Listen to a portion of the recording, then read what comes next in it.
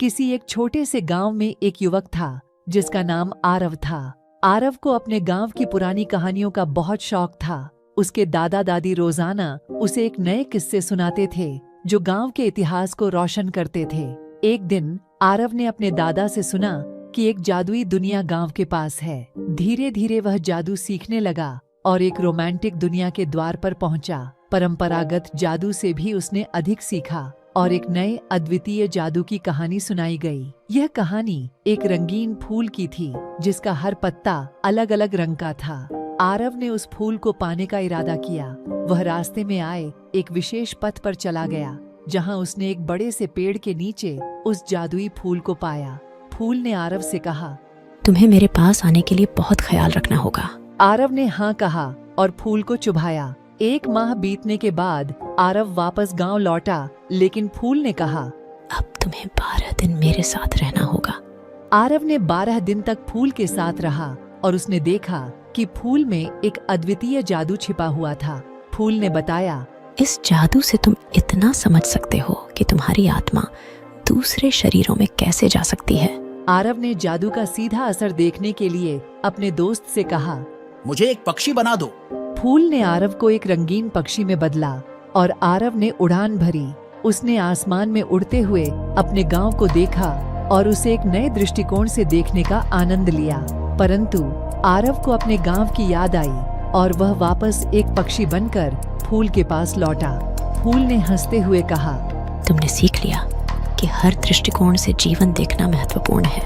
तुम्हें वहां जाने के लिए तैयारी करनी होगी और तुम्हें वहां के रहने वालों के साथ एक रोमांटिक कहानी का हिस्सा बनना होगा। आरव ने अपनी उड़ान से एक अजीब सा द्वार देखा जो एक अद्भुत जादुई दुनिया में ले जाता था। फूल ने कहा। आरव ने धीरे धीरे द्वार को खोला और वहां पहुंचते ही उसे एक नए संसार का आदर्श नजर आया। वहां के लोग सब मिलकर एक बड़े परिवार की भावना से रहते थे और वहां की सभी चीजें जादुई थीं। वहां की एक जादुई किताब ने उसे बताया कि सच्चा सौंदर्य और प्रेम कैसे होता है।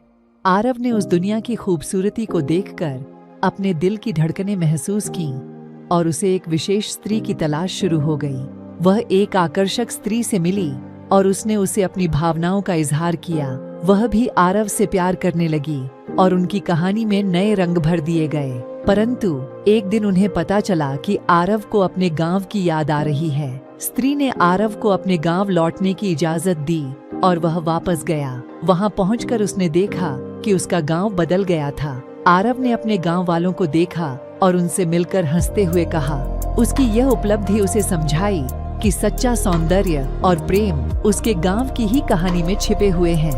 उसने अपनी जादुई कहानियों की जगह अपने गांव की खासियतों को सीखा और बगैर रुके सच्चे प्रेम का इजहार किया और गांव वाले समझ गए कि सच्चा सौंदर्य और प्रेम हर जगह मौजूद होता है, बस हमें उसे देखने की क्षमता रखनी चाहिए। इस प्रकार आरव ने अपने गांव को एक नए दृष्टिकोण से देखने का सीधा असर करती एक जादुई कहानी बना दी। गांव वाले भी उसकी उपलब्धि का समर्थन करते हुए खुश रहे और उनकी कहानी ने हर किसी को यह सिखाई कि सच्चा सौंदर्य और प्रेम सिर्फ बाहरी रूप से ही नहीं, अंतरंग रूप से भी आता है।